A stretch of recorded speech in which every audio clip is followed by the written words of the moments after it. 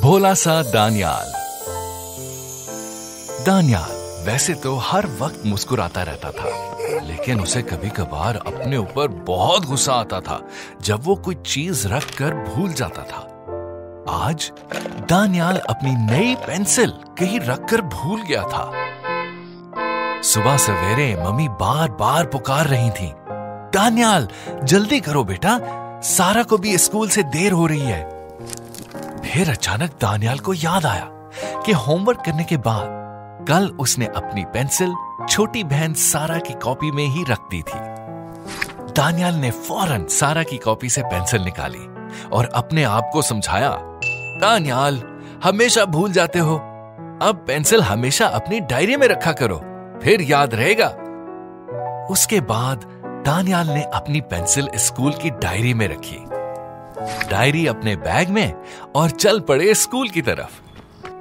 Maths के teacher ने board पर एक सवाल लिखा और कहा, सब बच्चे इसे अपनी कॉपी पर हल करके मुझे दिखाएं। दानियाल तो खुश हो गया क्योंकि ये तो बहुत आसान सवाल था। दानियाल ने बैग से कॉपी निकाली, नया सफा खोला और अरे पेंसिल कहां चली गई?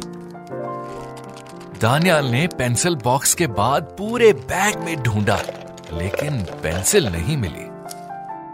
उफ, अब मैं क्या करूं?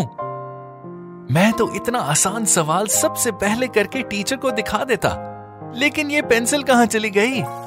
टाइम गुजर गया। टीचर की डांट भी पड़ी, लेकिन सिर्फ दानियाल को नहीं बल्कि मोमिन को भी, क्योंकि उसे तो सवाल का जवाब भी नहीं आता था। ब्रेक में दानियाल ने सोचा, मोमिन को सवाल समझाऊं। बस दानियाल ने बैग खोला, डायरी से अपनी पेंसिल निकाली और मोमिन की कॉपी में सवाल का जवाब लिखने लगा। लेकिन मोमिन तो दानियाल को गुस्से से देख रहा था। दानियाल ने कहा, क्या हुआ? मोमिन ने कहा, जब टीचर ने सवाल लिखा तो तुम्हें पेंसिल नहीं मिल रही थी, लेकिन अभी तुमने पेंसिल अपनी डायरी से निकाल ली है। तुम तो बहुत भुलक्कड़ हो दानियाल। कितनी बड़ी गलती हो गई दानियाल से।